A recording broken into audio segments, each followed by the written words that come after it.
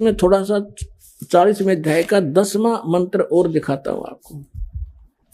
ये देखिएगा, ये 40वें अध्याय का और ये मंत्र है 10वां। इसमें क्या लिखा है?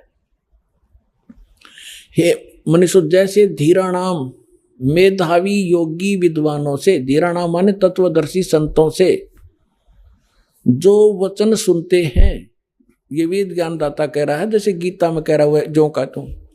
और वे जो लोग हमारे लिए विचक्षरे माने विस्तार पूर्व कहते हैं, जो वे लोग संभवात माने संयोग जन्य कार्यों से, असंभवात माने उत्पन्न नहीं होने वाले कारण से।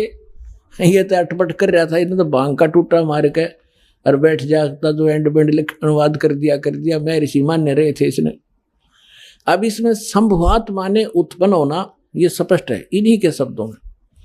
असंभवात माने उत्पन्न नहीं होने वाला, और संभवात माने जन्य यानी उत्पन्न होने वाला। संभवात माने उत्पन्न होने वाला, इसका सीधा सा अर्थ है कि कोई तो आहु माने कहते हैं, कोई तो कहते हैं कि परमात्मा उत्पन्न नहीं होता, और कोई कहते हैं कि परमात्मा उत्पन्न होता श्री राम और श्री कृष्ण रूप में। तो इसमें लिखा है कि जो वो धीराणाम माने मेधावी विद्वान तत्वदर्शी संत, जिनका ज्ञान टिकाऊ है, दृढ़ ज्ञान जिसके पास है सच्चा, वे जो वचन सुनाते हैं,